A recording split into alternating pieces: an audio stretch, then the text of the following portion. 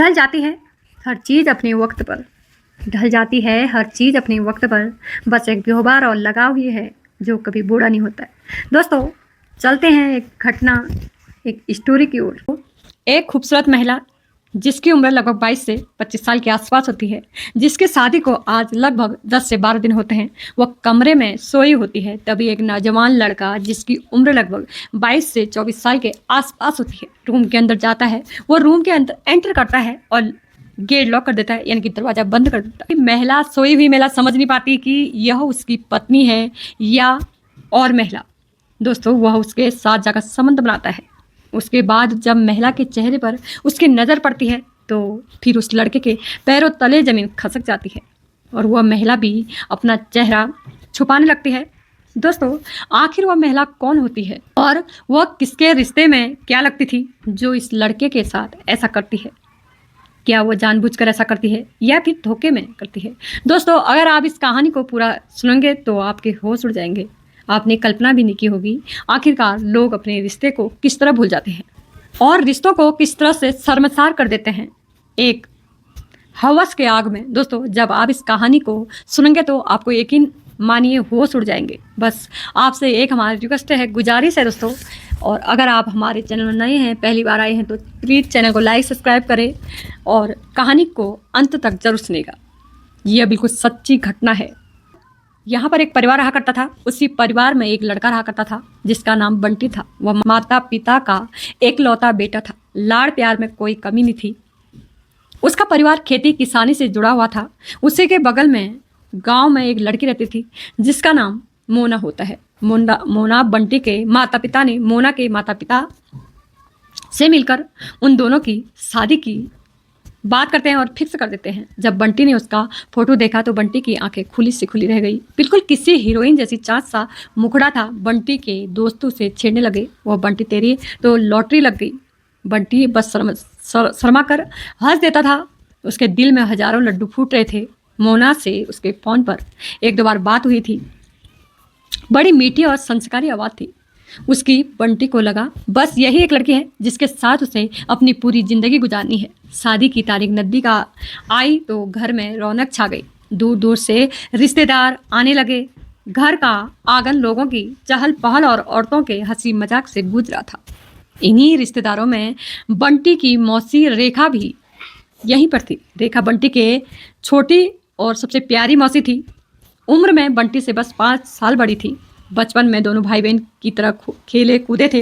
रेखा की शादी भी अभी 8-10 दिन पहले हुई थी, लेकिन ससुराल से खबर आई कि उसकी तबीयत बहुत ख़राब है, ठीक नहीं है। बंटी का दिल बैठा गया। वो अपनी माँ से बोला, मैं मौसी को आता हूँ, वहाँ पर कौन उसकी इतनी देखभाल करेगा। मौसी की तबीयत बहुत ज़्यादा ख़राब है। और बंटी खुद गाड़ी लेकर जाता है, मौसी के ससुराल पहुँच जाता है। रेखा को देखा तो उसका चेहरा उतरा हुआ था, बदन हल्का सा तप रहा था। बंटी ने उसे सहारा देकर गाड़ी में बिठाया। रास्ते में वह बंटी से अपने ससुराल की बातें करती थी, लेकिन उसकी बातों में वह खुशी नहीं थी, दुल्हन के बातों में होती है। बंटी ने पूछा, मौसी सब ठीक है ना? जीजाजी कैसे हैं? रेखा ने एक फीके सी मुस्कान के साथ कहा, सब ठीक है बंटी, बस थोड़ी कमजोरी लग रही है। बंटी को लगा शायद नई जगह है इसलिए मन नहीं लग रहा है। उसने बात को ज़्यादा नहीं बढ़ाया और घर लाकर सीधे डॉक्टर को बुलाया। और जब सीधे डॉक्टर को बुलाया, दवा दारू शुरू कर दी। रेखा वहीं अपने मायके यानी बंटी के घर पर रुक गई ताकि शादी तक ठीक हो जाए और सारे फंक्शन में शामिल हो सके। शादी का दिन आ गया। बंटी घोड़ी पर बैठा तो किसी राजकुमार से कम नहीं लग रहा था। पूरा गांव बारात देखने में उमड़ पड़ा था, क्योंकि गांव में जब नई शादी होती है तो सब नाचते हैं धूम धड़ाके के साथ। बारात में तो मोना के दरवाजे पहुंची। वहां पर उसका ऐसा स्वागत हुआ कि बंटी का सीना गर्व से चौड़ा हो गया। और फिर वो पल आया, एक बंटी ने पहली बार मोना को दुल्हन के जोड़े में देखा। लहंगे में घूंघट की ओर से झांकता है। उसका चेहरा देखकर बंटी एक पल के लिए सब कुछ भूल जाता है। उसे लगा जैसे दुनिया की सबसे खूबसूरत चीज उसके सामने खड़ी है। जयमाला हुई, फेरे हुए। मोना हमेशा के लिए बंटी की हो गई। विदाई का पल बड़ा भावुक था, लेकिन बंटी के घर पहुंचते ही फिर से खुशियों का माहौल बन गया।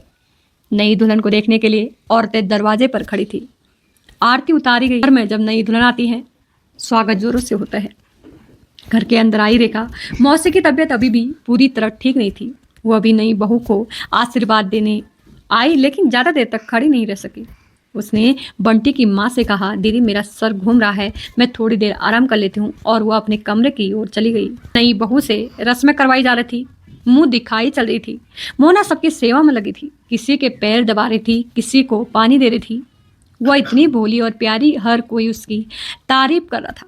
और शादी के शोर शराबे से रेखा का सर दर्द से फटा जा रहा था। उसका कमरा मेहमानों से भरा था, उसे कहीं भी शांति मिल रही थी। तभी उसकी नज़र बंटी के कमरे में पड़ गई। जब बंटी के कमरे में पड़ी तो कमरा घर के कोने में था और वहाँ शांति थी। उसने सोचा, थोड़ी देर वहीं लेट जाती हूँ, जब सब सो जाएंगे तो अपने कमरे में चली आऊँगी। बंटी का कमरा फूलों से सजा हुआ था, बेड पर नई चादर बिछी हुई थी। रेखा ने दरवाज़ा अंदर से हल्का सा बंद किया था और उसी सजे हुए बेड पर लेट गई। दिन भर की थकान और दवा के असर से उसे कब गहरी नींद आ गई पता ही नहीं चला। उसने शादी में जो साड़ी भारी पहनी हुई थी उसी में वो सो गई। रात के करीब 11 से 12 बजे बंटी अपने दोस्तों से फुर्सत पाकर अपने कमरे में आया तो जोर जोर से धड़क रहा था उसका दिल। वह थोड़ा नर्वस था, थोड़ा उत्साहित था। उसने धीरे से दरवाज़ा खोला। कमरा अंधेरा था, बस एक छोटा सा बल्ब जला था जिसकी हल्की नीली रोशनी कमरे में फैली हुई थी। उसने देखा कि बेड पर कोई घूंघट ओढ़ा लेटा हुआ है, लाल रंग की साड़ी लिपटी हुई है। परछाई उसे मोना ही लगी। जाहिर सी बात है, और कौन हो सकता है?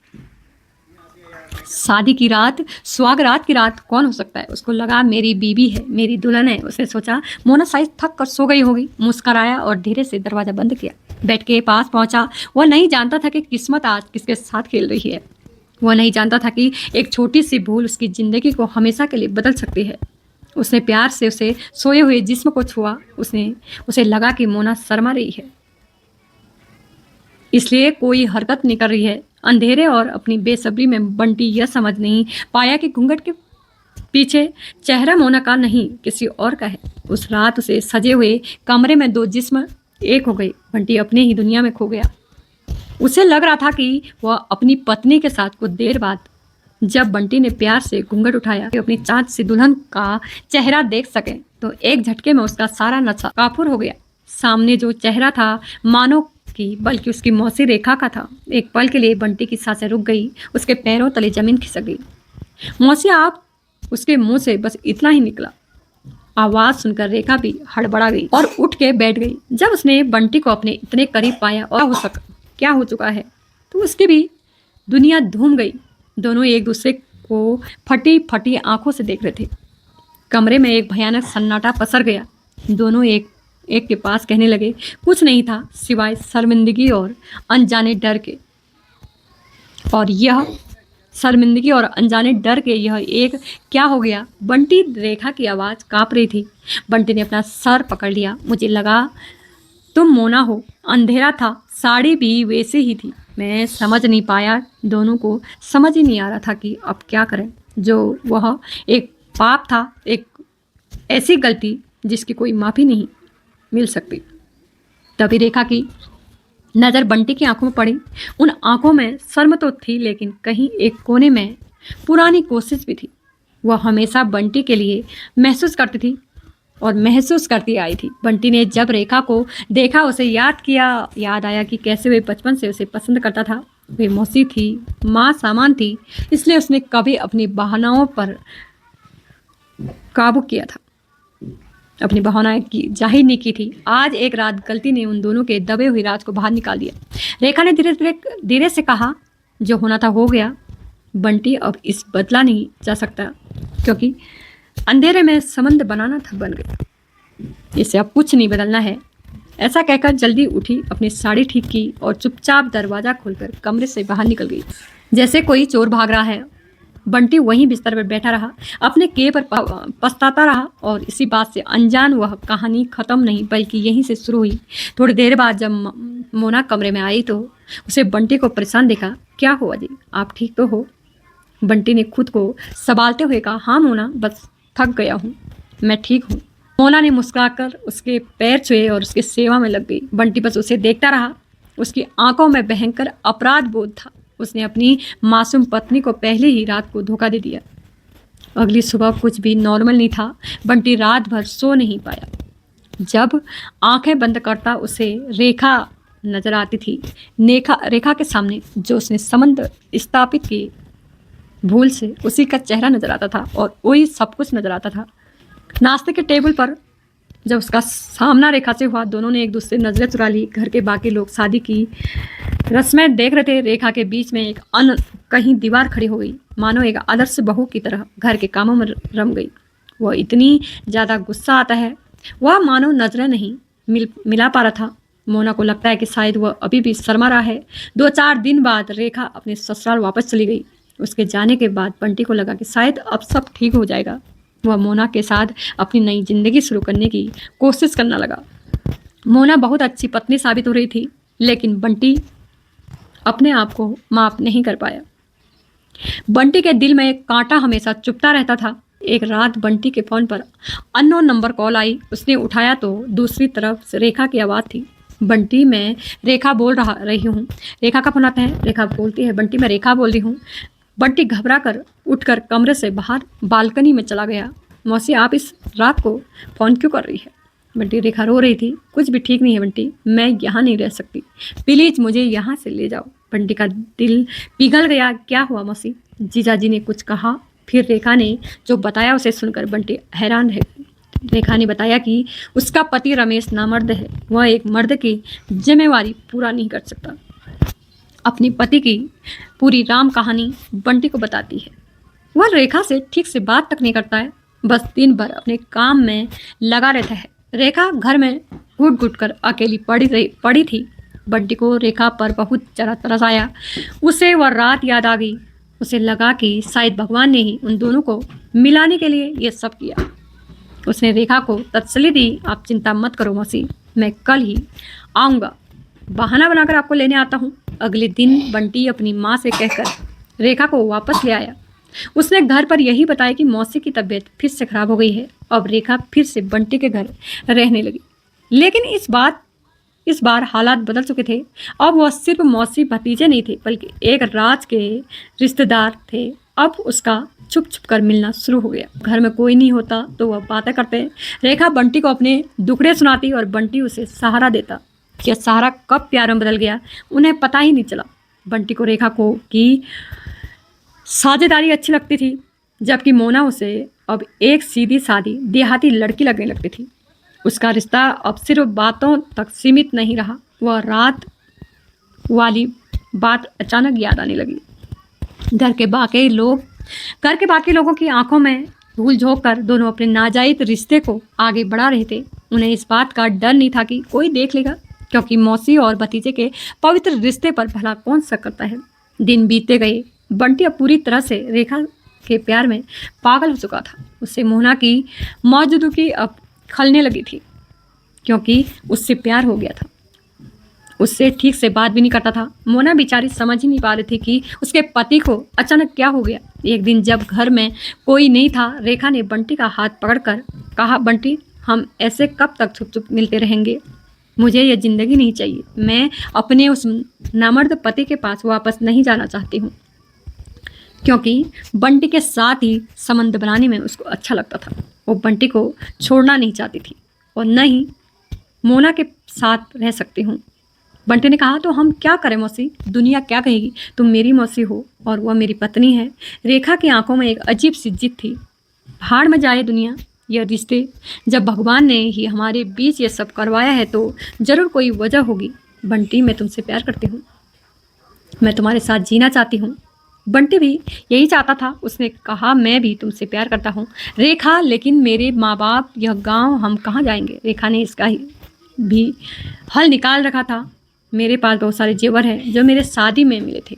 मेरे बाप ने भी मेरे नाम कुछ पैसे रखे थे। हम वो सब लेकर यहाँ से बहुत दूर चले जाएंगे, किसी न शहर में अपनी एक दुनिया बसाएंगे जहाँ कोई हमें नहीं जानता होगा। बंटी को रेखा की बात सही लगी। मोना सुंदर थी, लेकिन रेखा में जो आकर्षण था, जो नशा था, वो बंटी को खींच रहा था।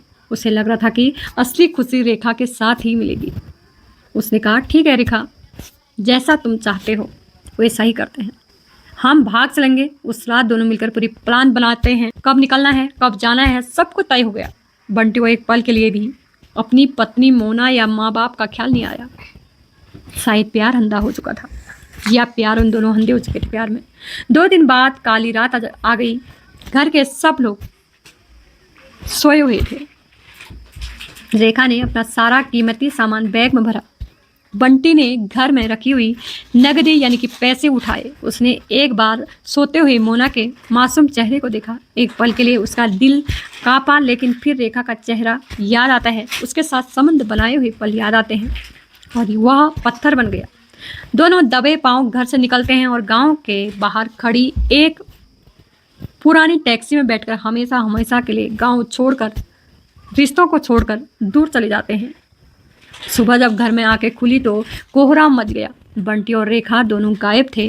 उनके कमरों में उनका सामान भी नहीं था। बंटी की माँ समझ गई कि कुछ भी गलत हुआ है, कुछ न कुछ गलत हुआ है। मोना तो जैसे पत्थर की मूर्ति बन चुकी थी।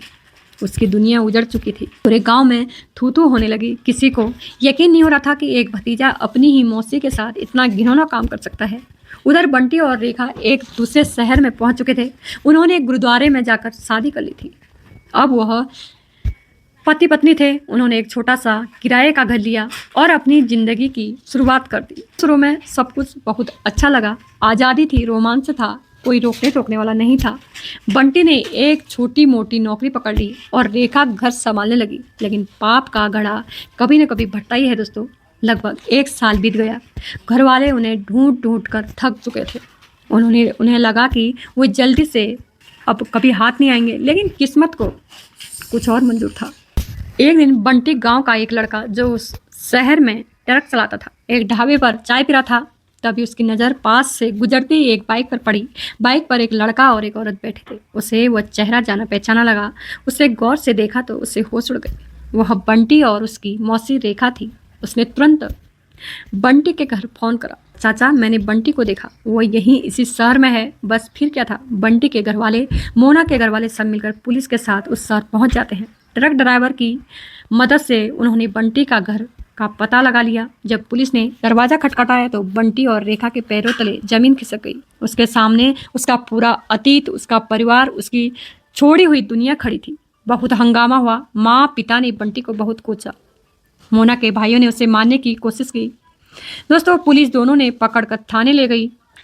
वहाँ पर उनसे पूछताछ हुई तो दोनों ने बिना किसी डर से सच को कबूल लिया।